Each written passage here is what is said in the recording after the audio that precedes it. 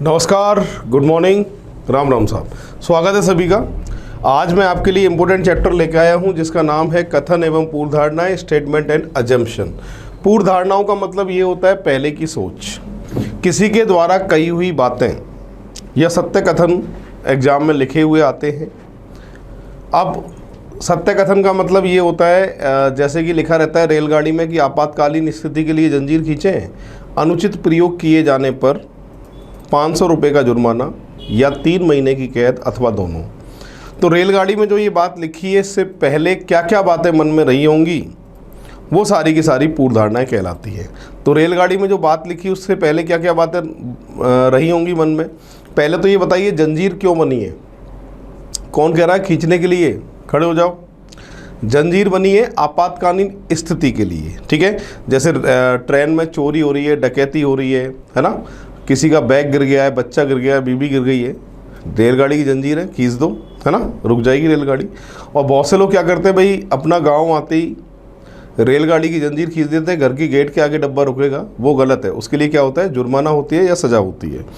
तो कहना ये चाहता हूँ कि किसी के द्वारा कही हुई बातें या सत्य कथन में आते हैं, उनसे क्या क्या बातें मन में रही होंगी वो लिखने से पहले या बोलने से पहले वो सारी की सारी पूर्व धारणाएँ कहलाती हैं। और आपको ये देखना होगा कौन सी सही है और कौन सी गलत है। इसका हिंदी में एक और नाम आता है कथन मान्यताएं, इसका हिंदी में एक और नाम आता है कथन अनुमान, और एक और नाम आता है हिंदी में कथन पूर्व अनुमान। इंग्लिश में एक ही नाम आएगा, स्टेटमेंट अजम्पशन, ठीक है। तो यहाँ पर ध्यान क्या रखना है आपको वो सुन लीजिए। कथन में कोई भी बात लिखी है उसका नेगेटिव अगर पूर्व धारणाओं में मान्यताओं में आ जाए तो वो हमेशा गलत माना जाएगा, चाहे वो नॉर्मल ज़िंदगी में सही क्यों ना हो। तो आपको क्या याद रखना है कि कथन का जो भी नेगेटिव होता है वो हमेशा गलत मानना है। बस इसमें एक ही पॉइंट है जिसका आपको ध्यान रखना है, कथन का नेगेटिव चाहे वो नॉर्मल ज़िंदगी में सही होगा पर पूर्व धारणाओं में क्या होगा, गलत होगा। इसका आपको खास तौर से ध्यान रखना है। एग्जाम्पल पे शुरू करता हूँ मैं। ये फर्स्ट नंबर का एग्जाम्पल है, पूरी क्लास पढ़ लीजिए। फर्स्ट नंबर का एग्जाम्पल है और 3 अजम्पशन लिखे हुए हैं, इसमें से ऑप्शन नीचे दिए हुए हैं, इनमें से आंसर आएगा। कौन सा सही है कौन सा गलत है उसका फैसला आपको करना है, ठीक है। तो देखिए क्या लिखा है, यदि आप यूरोप में शानदार छुट्टियां मनाना चाहते हो तो हमारे खास यूरो पैकेज में शामिल होइए। भारतीय समाचार पत्र में ट्रैवल एजेंसी का विज्ञापन। ये ट्रैवल एजेंसी वाले विज्ञापन दे रहे हैं कि शानदार छुट्टियों के लिए हमने जो यूरोप का पैकेज रखा है, यूरोप का जो टूर रखा है उसमें आप शामिल हो जाइए।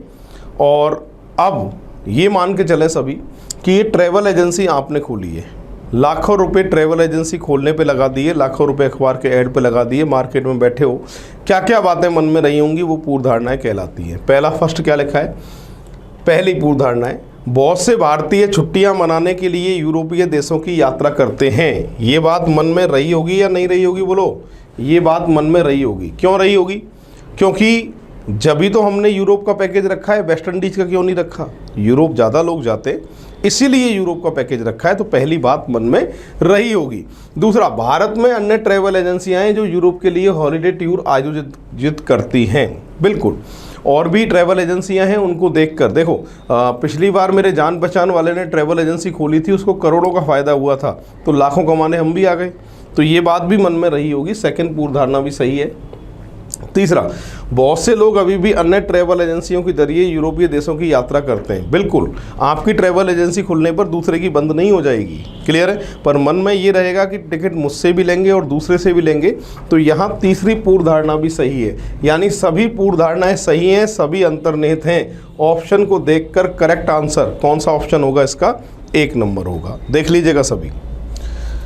तो यहाँ पर कथन में किसी के द्वारा कही हुई बातें या सत्य कथन आते हैं, नीचे पूर्व धारणाएं लिखी होंगी, क्या क्या बातें मन में रही होंगी, और कथन में जो लिखा है वो अपने ऊपर लेके देखिए आप कि ये ट्रैवल एजेंसी आपने खोली है, तभी आप पूर्व धारणा या मान्यताएं, एक ही बातें, सही और गलत का फैसला ले सकते हैं। तो यहाँ पर सभी अंतर्निहित हैं, सभी सही हैं। सेकेंड नंबर का एग्जाम्पल है, पढ़िए सभी।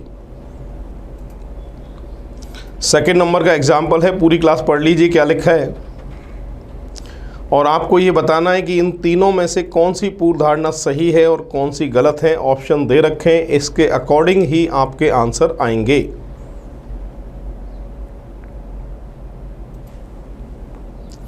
यहां कह रहा है इलाके में बाढ़ से प्रभावित बहुत से लोग राज्य सरकार द्वारा लगाए गए राहत शिविर में भोजन पानी आश्रय के लिए इकट्ठे हो गए। हाँ भाई, लैंग्वेज समझे, इकट्ठे हो गए, इसका मतलब जिनको आना था वो आ गए। ठीक है।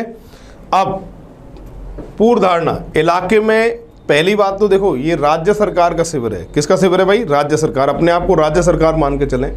और जब भी कोई प्राकृतिक आपदा आती है तो राज्य सरकार अपने भंडार खोल देती है और साथ में पड़ोसी राज्य भी हेल्प करते हैं। तो ये राज्य सरकार का शिविर है, इसमें कमी नहीं आ सकती। ये बात आप क्लियर कर लीजिए। पहला कह रहा है कि इलाके में प्रभावित लोगों को भोजन पानी उपलब्ध कराने के लिए राहत शिविर में पर्याप्त सामग्री है। बिल्कुल है।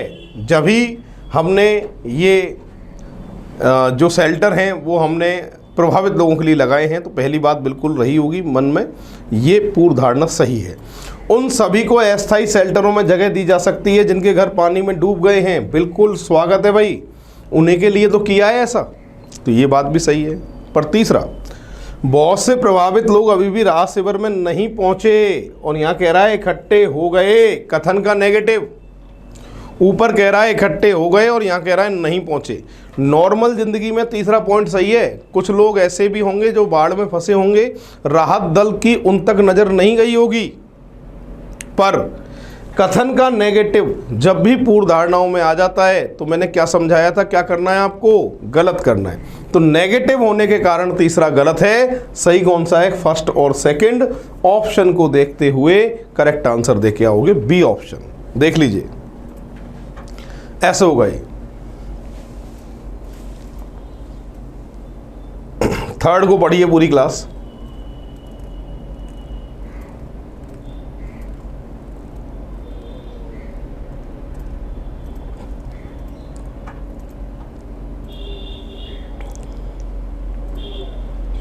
शॉपिंग कॉम्प्लेक्सों में सप्ताह में ग्राहकों की भीड़ को कम करने के लिए सरकार ने इन कॉम्प्लेक्सों को आधी रात तक खुला रहने की अनुमति देने का फैसला किया है। हाँ भाई, तो यहाँ कथन में हमें पता चल रहा है कि ये जो सरकार ने जो डिसीजन लिया, जो निर्णय लिया, वो जनता के फ़ायदे के लिए लिया है। सरकार का फ़ायदा नहीं है, जनता का फ़ायदा। क्या फ़ायदा है जनता का?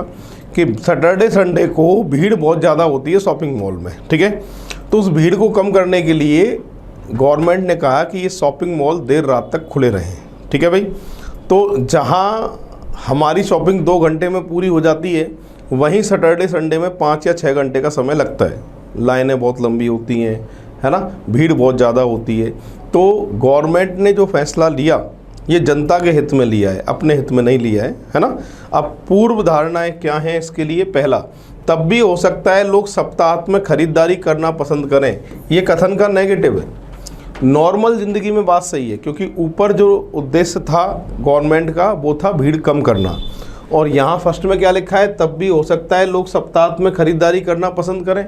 अब मेरी बात सुनो, नॉर्मल ज़िंदगी में तो बात सही है। क्यों सही है?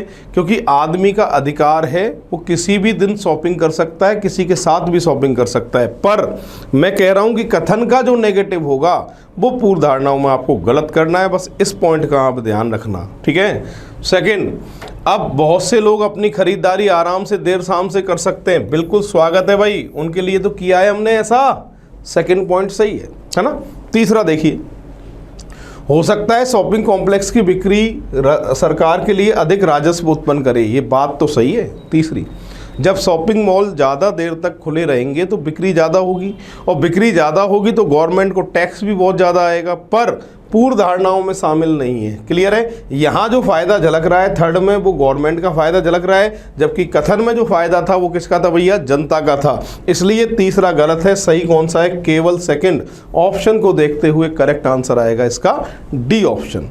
पूरी क्लास देख लीजिएगा। सॉरी, केवल सेकंड जो दे रखा है वो कौन से ऑप्शन पे दे रखा है? सी ऑप्शन पे दे रखा है। तो करेक्ट आंसर इसका आएगा सी ऑप्शन। अब देख लीजिए, ऐसे होगा ये। तो बस पूर्व धारणाओं में ध्यान यही रखना होता है कि कथन का जो भी नेगेटिव हो ना उसे गलत कर देना, और कुछ नहीं है इसमें। ठीक है भाई, इसका खास तौर से ध्यान रखना होता है। नेक्स्ट एग्जाम्पल पढ़िए। यहां कह रहा है कि अधिकांश ग्रामवासी अशिक्षित हैं। अधिकांश ग्रामवासी क्या हैं? अशिक्षित हैं, इसलिए अंधविश्वासी हैं। इसका मतलब शिक्षित होते तो अंधविश्वासी नहीं होते, है ना। अशिक्षित हैं इसलिए अंधविश्वासी हैं। अनुमान क्या लगेगा? शिक्षा से तर्क संगत चिंतन में वृद्धि होती है, मतलब शिक्षा से इंसान की सोच बदलती है। ये बात बिल्कुल सही है। सेकंड, ग्रामवासी विद्यालय नहीं जाते, इसकी जगह यूं कहता कुछ ग्रामवासी विद्यालय नहीं जाते तो ठीक था। डायरेक्ट लिख रहा है ग्रामवासी विद्यालय नहीं जाते, तो ये बात क्लियर नहीं है, ये गलत है। सही कौन सा है? केवल फर्स्ट ऑप्शन को देखते हुए करेक्ट आंसर क्या दे के आओगे? B option. देखिएगा सभी ऐसे होगा ये।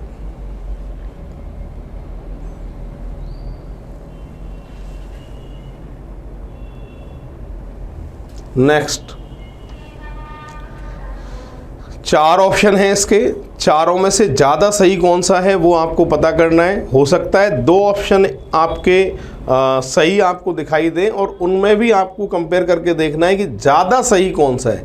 जो सबसे ज़्यादा सही होगा वही आपका आंसर माना जाएगा। ठीक है, क्या लिखा है देखिए, भारत में अनेक टीवी चैनल हैं, भारत में एक्स चैनल को सबसे अधिक दर्शक देखते हैं। अब ये मत पूछना साहब एक्स चैनल कौन सा है, कोई सा भी हो सकता है। ठीक है, इससे अनुमान क्या लगेगा? देखिए, सभी लोग टीवी नहीं देखते हैं, गलत।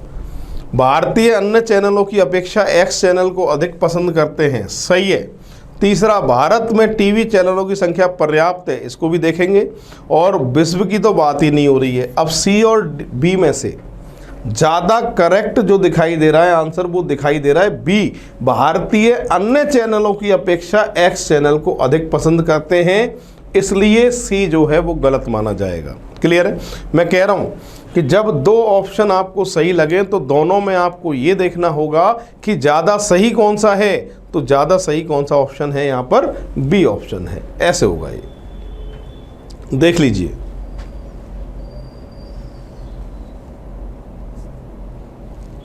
चलिए नेक्स्ट पढ़ो।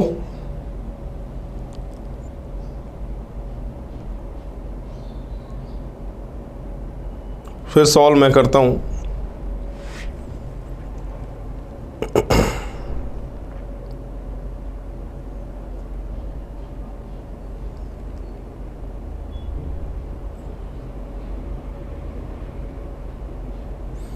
यहां लिखा है राजनीतिक लोगों के मतों से धनवान बन जाते हैं राजनीतिक लोग।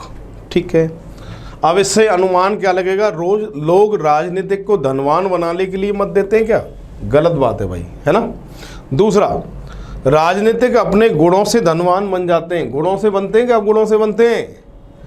फिलहाल ये भी गलत है, दोनों गलत हैं, तो दोनों ही जो हैं वो गलत हैं और सही आंसर आएगा इसका डी ऑप्शन, दोनों ही अंतर्निहित नहीं है। ऐसे होगा।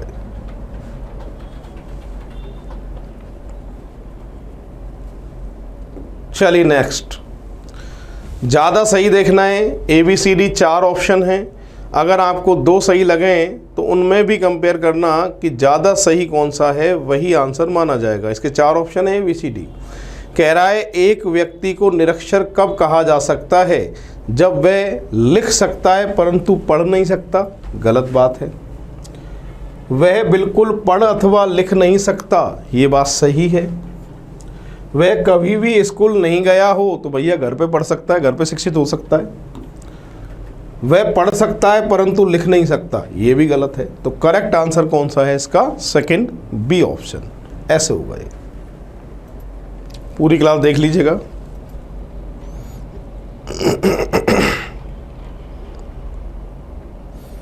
नेक्स्ट पढ़िए पूरी क्लास क्या लिखा है, फिर सॉल्व मैं करूंगा।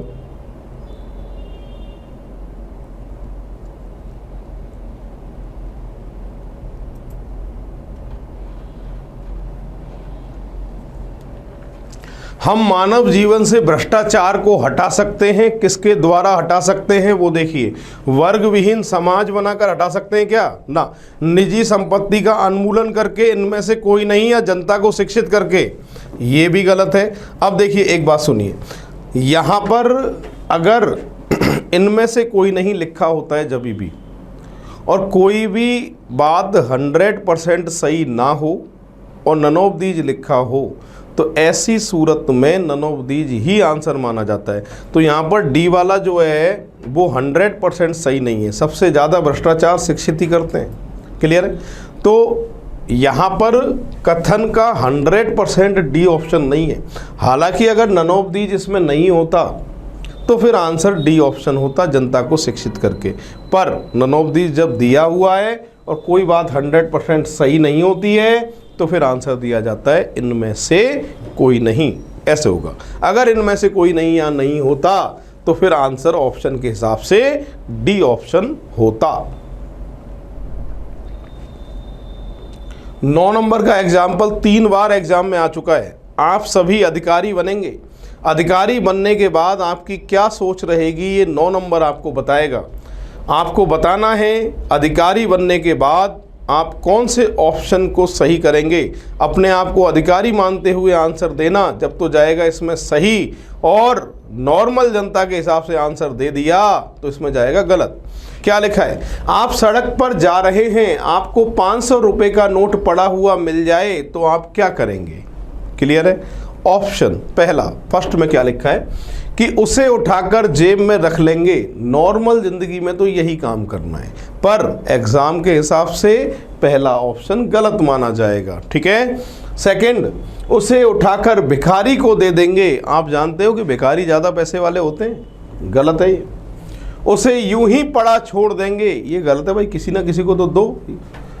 और उसे उठाकर निकटतम पुलिस स्टेशन में जमा करवा देंगे, ये बात बिल्कुल सही है। अधिकारी वाली सोच आपकी यही है। अब आपके मन में एक बात आ रही होगी कि साहब हम जमा करवा देंगे, अच्छी बात है, पर पुलिस वाले खा जाएंगे, आ रही होगी। अब देखो मेरी बात सुनो, किसी के आपको डॉक्यूमेंट मिले, किसी का बैग मिला, किसी का पर्स मिला, किसी का बच्चा मिला, किसी की बीवी मिली, इन सबको जब पुलिस स्टेशन में जमा कराने आप जाते हैं तो बाकायदा लिखित में आपकी उसको कॉपी मिलती है कि आपने फलानी तारीख को इस बार को इतने बजे ये चीज़ जमा कराई है।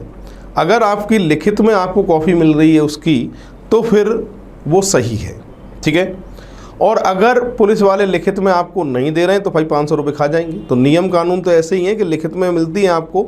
और रही बात 500 रुपये किसके हैं, वो अगर पुलिस स्टेशन नहीं भी पहुँचे तो कोई बात नहीं है, वो जो धन है 500 रुपये का वो किसके पास चला जाएगा? सरकार के पास चला जाएगा, और जिससे अपने जो विकास हो रहे हैं, कार्य हो रहे हैं, उनमें वो काम में आएगा। फिलहाल यहाँ सही ऑप्शन कौन सा है? D option.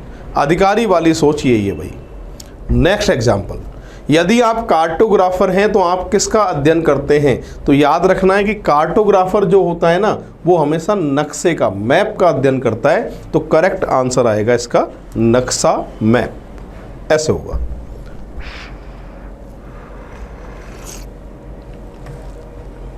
इसको पढ़िए पूरी क्लास, और ज़्यादा सही कौन सा है बताइए।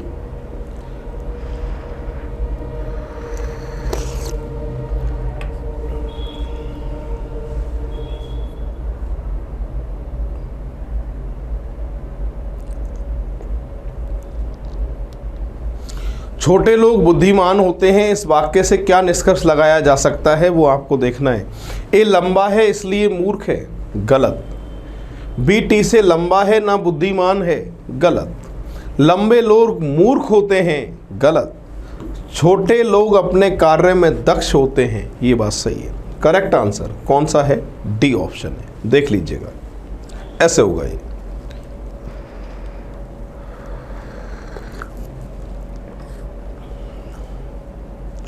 चलिए 12 को पढ़िए पूरी क्लास।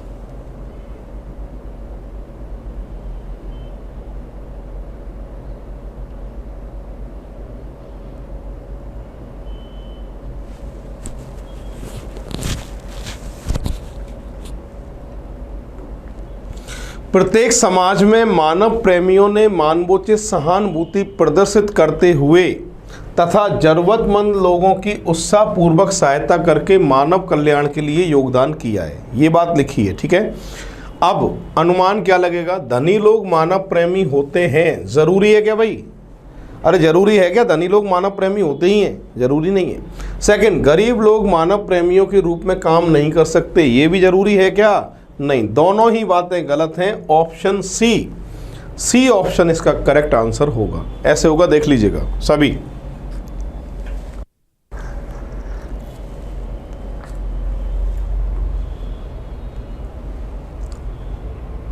इसको पढ़ें 13 नंबर को, और ज़्यादा सही आंसर कौन सा है चारों ऑप्शन में से वो आपको देखना है, ठीक है।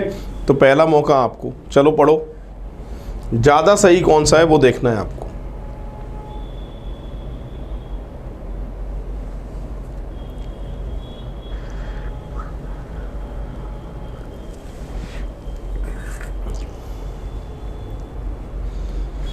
यदि एक व्यक्ति धनवान है तो बहुत प्रभावशाली है। यदि कोई व्यक्ति धनवान नहीं है तो बहुत प्रभावशाली, गलत। कासिम धनी है इसलिए बहुत प्रभावशाली है, सही। शरीर के प्रभावशाली की बात ही नहीं हो रही भैया, और जो बहुत प्रभावशाली होता है वह धनवान होता है, ये उल्टा लिखा है। प्रभावशाली धनवान होता है, धनवान प्रभावशाली, धनवान जो है वो प्रभावशाली होता है, पर यहाँ उल्टा लिखा है प्रभावशाली धनवान, तो ये उल्टा लिखा है, इस कारण से गलत है। करेक्ट जो आंसर होगा इसका कौन सा नंबर होगा, सेकंड नंबर होगा, बी ऑप्शन होगा। पूरी ग्राफ देख लीजिएगा, ऐसे होगा ये। चलिए नेक्स्ट पढ़िए।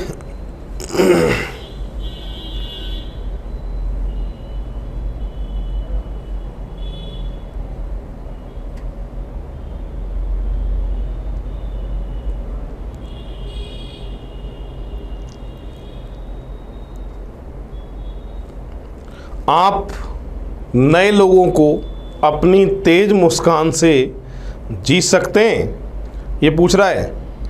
अब कह रहा है मान्यताएं कि नए लोगों पर जीत आवश्यक है, जरूरी है क्या भाई?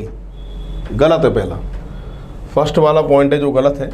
अब कह रहा है अज्ञात लोगों पर तेज मुस्कान हमारे लिए संभव है, ये भी गलत है भाई। जिसको जानते नहीं हो, पहली बार देख रहे हो, नए लोग वो होते हैं और उनको देखकर, पहली बार ही देखकर उनकी तरफ तेज मुस्कुरा सकते हो क्या आप? मुस्कुरा के देखना एक बार, तो संभव ही नहीं है ये बात। तो दोनों बातें गलत हैं, और दोनों बातें गलत हैं, तो परफेक्ट जो आंसर आएगा वो आएगा यहाँ पर देखते हुए सी ऑप्शन। करेक्ट जो आंसर आएगा वो आएगा सी ऑप्शन, दोनों बातें गलत हैं।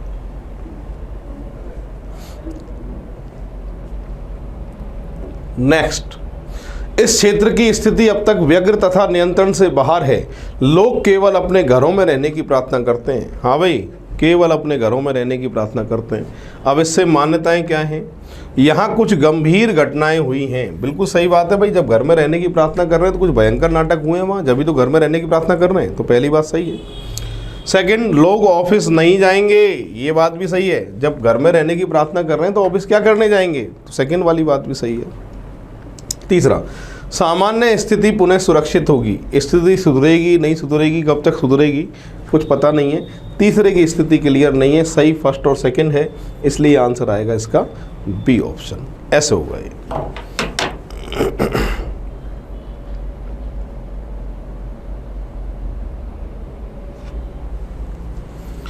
और देखिए भाई, ये आज कंप्लीट हुआ है स्टेटमेंट अजम्पशन। और मेरी बात सुने सभी, यहाँ पर अभी एग्जाम्पल मैंने बिल्कुल बेसिक के हिसाब से समझा रहा हूँ, और आगे आने वाले टाइम में जब जब मुझ पे टाइम मिलेंगे तो इसके और भी एग्जाम्पल मैं एप्लीकेशन पे अपलोड करता रहूँगा, ठीक है। और आपके पास टाइम भी बहुत लंबा है भाई, अभी 6 महीने का किसी कोर्स में 6 महीने का टाइम है, तो 6 महीने में आपके लिए टेस्ट पेपर मैंने दिए हुए हैं, और उन टेस्ट पेपर को भी आप दीजिए, ठीक है भाई। और उसके अलावा आगे आने वाले टाइम में मैं इसी एप्लीकेशन में PDF सॉल्यूशन की PDF भी डालना स्टार्ट करूँगा। अभी तो एप्लीकेशन बनाई है, धीरे धीरे करके काम अपना आगे बढ़ रहा है, और इसमें काफ़ी सारी चीज़ें आपको मिलना शुरू हो जाएंगी। और कहना ये चाहता हूँ कि जिस दिन आपके 6 महीने कंप्लीट होंगे कोर्स के, उससे पहले मैं काफ़ी सारा स्टडी मटेरियल आप तक पहुंचा दूंगा रीजनिंग का, जिससे रीजनिंग की समस्या ही सॉल्व आपकी हो जाएगी। आज के लिए इतना ही काफ़ी है। जय हिंद, जय भारत, राम राम साहब।